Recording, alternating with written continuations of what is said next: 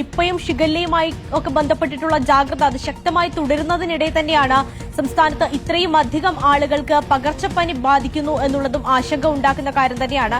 റോഷി സൂചിപ്പിച്ചതുപോലെ കഴിഞ്ഞ ദിവസങ്ങളിലൊക്കെ 10,000-ഉം 9,000-ഉം 10,000-ഉം ഒക്കെയാണ് ഒരു ദിവസം സംസ്ഥാനത്ത് ആളുകൾക്ക് പകർച്ചപ്പനി ബാധിച്ചിരുന്നതെങ്കിൽ ഇപ്പോൾ അത് 12,000 കടന്നിരിക്കുന്നു എന്നുള്ളതാണ്. ഏതാണ്ട് 13,000-അടുത്തേക്ക് എത്തുന്നു. ഇന്നലെ മാത്രം സംസ്ഥാനത്ത് ഈ പകർച്ചപ്പനി ബാധിച്ച് ചികിത്സ തേടിയത് 12,703 പേരാണ്. അതിൽ ഏറ്റവും അധികം ആളുകൾ ചികിത്സ തേടിയത് മലപ്പുറം ജില്ലയിലാണ്. മലപ്പുറം ജില്ലയിൽ മാത്രം ഏതാണ്ട് 2,453 പേരാണ് ഇന്നലെ ചികിത്സ തേടിയത്. വലിയ ഒരു കണക്ക് തന്നെയാണ്. ഏതാണ്ട് 5 ദിവസം കഴിയുമ്പോൾ 50,000-ഉം 60,000-ഉം ഒക്കെ എത്തുന്ന തരത്തിലേക്ക് നമ്മുടെ കണക്കുകൾ കടന്നിരിക്കുകയാണ്. ആശുപത്രികളെ സംബന്ധിച്ചിടത്തോളം വലിയ ഒരു ആശങ്കയുണ്ട്. പ്രത്യേകിച്ച് ഇപ്പോൾ നിപ്പ സ്ഥിരീകരിക്കുന്നു, അതുപോലെ തന്നെ പലയിടങ്ങളിലും ഷിഗല്ല സ്ഥിരീകരിക്കുന്നു. അതിന് പുറമെയാണ് ഈ പകർച്ചപ്പനി കൂടി ഇത്തരത്തിൽ പടർന്നു പിടിക്കുന്നത് എന്നുള്ളതാണ്. പലയിടങ്ങളിലും ആശുപത്രികളെ സംബന്ധിച്ചിടത്തോളം നമുക്കറിയാം, ഇപ്പോൾ ചെറിയ പനിയൊക്കെ ആയിട്ട് വരികയാണെങ്കിൽ ആളുകളെ അഡ്മിറ്റ് ചെയ്യാൻ പോലും കഴിയാത്ത സാഹചര്യത്തിലേക്കൊക്കെ തന്നെ വരും ദിവസങ്ങളിൽ കാര്യങ്ങൾ എത്തും എന്നുള്ള ഒരു ആശങ്ക ആരോഗ്യ വകുപ്പിനെ സംബന്ധിച്ചിടത്തോളം ഉണ്ട്. കാരണം അത്രയധികം ആളുകൾക്കാണ് ഒരു ദിവസം രോഗം ബാധിക്കുന്നത് എന്നുള്ളതാണ്.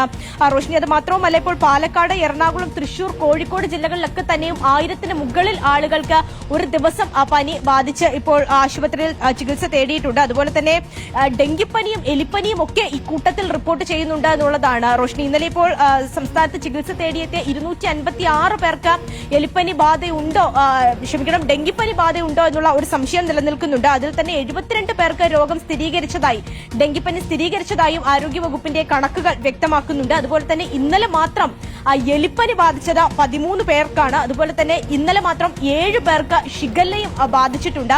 ഇതിപ്പോൾ ഈ പനിയുമായി ബന്ധപ്പെട്ടുള്ള അസുഖങ്ങളുടെ മാത്രം കണക്കാണ്. ഇതിനു പുറമെ ഈ വയറിളക്ക രോഗങ്ങൾ ബാധിച്ചു വരുന്ന ആളുകളുണ്ട്. അതുപോലെ തന്നെ ചിക്കൻ പോക്സ് പോലെയുള്ള രോഗങ്ങൾ ബാധിച്ചു വരുന്നവരുണ്ട്. മഞ്ഞപ്പിത്തം ബാധിച്ച് ചികിത്സയ്ക്ക് വരുന്നവരുണ്ട്. അങ്ങനെ പലതരത്തിലുള്ള പകർച്ചവ്യാധികൾ, പകർച്ചപ്പനി മാത്രമല്ല, അതിനപ്പുറത്തേക്ക് ഈ ഡെങ്കിപ്പനിയും എലിപ്പനിയും മഞ്ഞപ്പിത്തവും ഒക്കെ പകർന്നു പിടിക്കുന്ന ഒരു സാഹചര്യം കൂടിയാണ് ഉള്ളത്. അതുകൊണ്ട് തന്നെ ഏതെങ്കിലും തരത്തിലുള്ള ഒരു ലക്ഷണങ്ങൾ നമുക്ക് കാണുകയാണെങ്കിൽ സ്വയം ചികിത്സ ഒഴിവാക്കി നമ്മൾ ആരോഗ്യ വിദഗ്ധരെ കണ്ട് അതുമായി ബന്ധപ്പെട്ടുള്ള ചികിത്സ തേടണം എന്നുള്ള കാര്യം തന്നെയാണ് ഇപ്പോൾ ആരോഗ്യ വകുപ്പും വ്യക്തമാക്കുന്നത്.